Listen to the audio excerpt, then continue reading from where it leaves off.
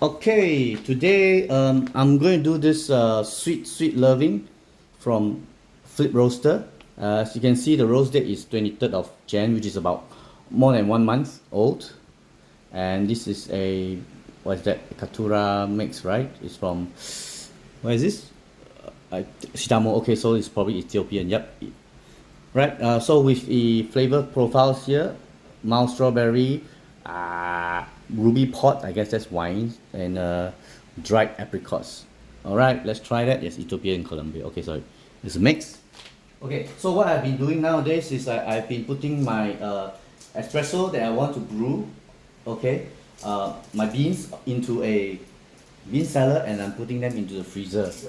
So normally if the beans come in fresh, I'll probably about put them in my fallows for about 3 weeks. But those that I want to use, I'll take like I'll put fill out about three cellars and put them in the freezer, and then I keep rotating them out, right, in and out. Once I finish using, and I'll rotate them into the freezer.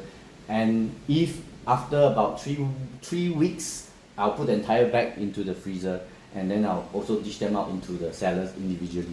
Now I found that this method of doing this method gives me much more consistency, for good reason, because I'm on a daily basis. I only brew one espresso per day, or one latte plus espresso per day. So if I'm using my traditional method of just putting it outside, even within the fallow, the vacuum flask, okay,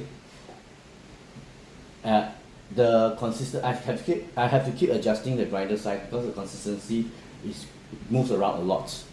Okay, and even when I put in my bean cellar, within on the third day, or even second day sometimes, yeah, the same bean I have to runs much more faster, which means I end up having to keep adjusting my grind size. But with the beans being frozen, okay, I found that I don't need to,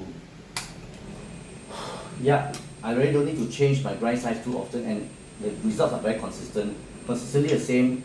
I get a consistent same output all the time. Yeah, with the same brew ratio. I can just adjust a bit on the ratio, and see how it works. So let's go.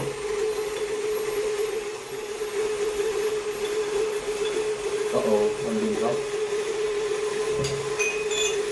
Now, as you can see, I'm using the Weber water filter. This is a 16 mm, wrong, it's not 16 mm, 16 gram basket. The thing about using a Weber 16 mm basket, because of the way the basket is made, you have to grind much more finer. But what it means is that you get a much more sweeter cup with a shorter ratio and at a faster timing.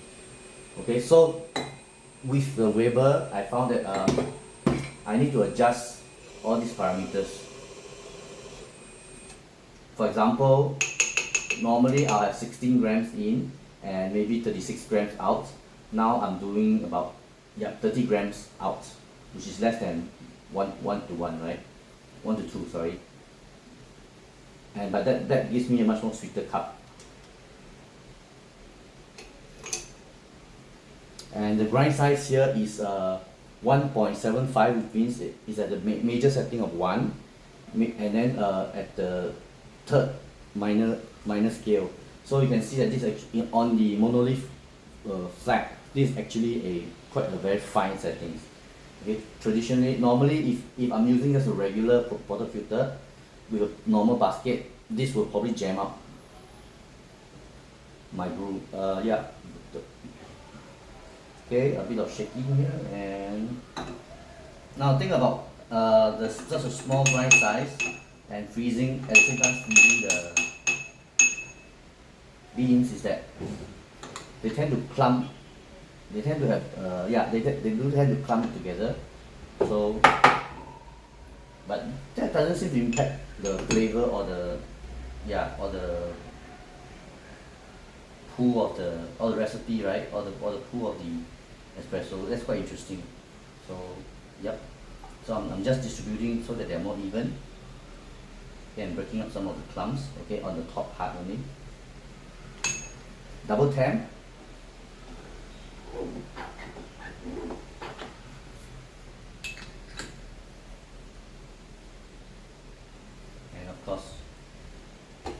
screen part. Okay, let me just check. Sorry, I'm going to clean this up.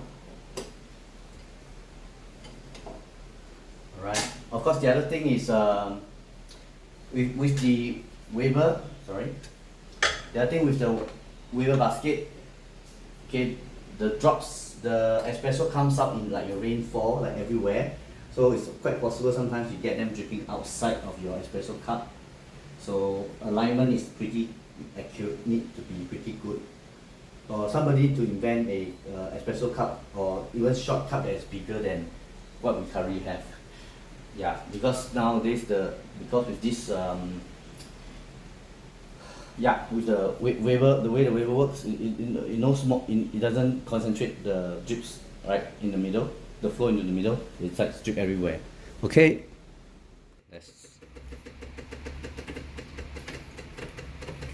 This is on the default, right? 16 grams in, 30 grams out.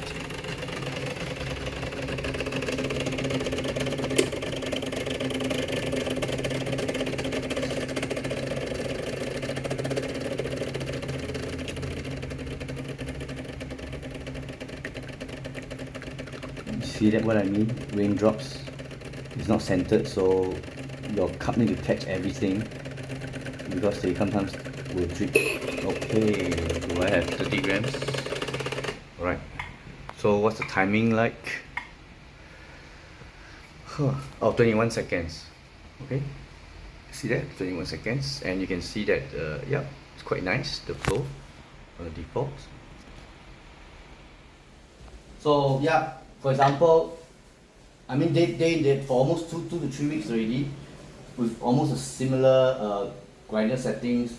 I keep getting the same timing about between 19 to 24 seconds, regardless of every day, right? Normally, if you are using traditional way of storing your beans and all those stuff, it just runs. It's just everywhere, right? You have to dial in almost every other day, due to all these different factors with me. Sorry, let's have a taste. Wow, a lot of fermentations. Yeah, those the winey notes, right? Sweet strawberry. No, it's not strawberry. It's apricot name. Yeah, more apricot notes. Yeah. Wow. Oh, it's very sweet. Ooh. This is a very, very sweet brew. It's not as syrupy as I like it, but hey, sometimes it does give me a syrupy output. Sorry, syrupy notes. A lot of apricots. Good thing is there's no bitter notes, because this is very fine, right? And the timing is short, it's 19 seconds.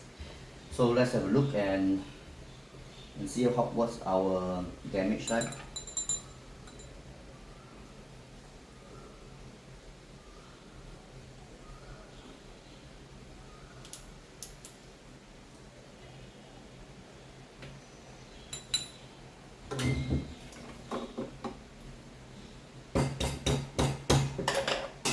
Wait for a while and go.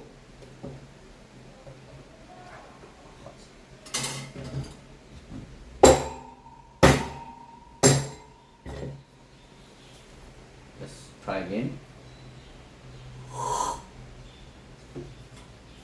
Yep, wine. I don't know what's the difference between wine and port, but it's a very winey taste with apricots, right? It's very prominently of apricots. Strawberries is not so much here now at the moment. Like sweet. Oh. 10.85, okay? 10.85 means 16 times 10.85. Yeah, about 20%. So I'm getting between 19% and 20% output most of the time. Okay, so like I said, so this method of freezing beans does give me very consistent results all the way throughout. Like this is already one month, right? So I'm still getting very good.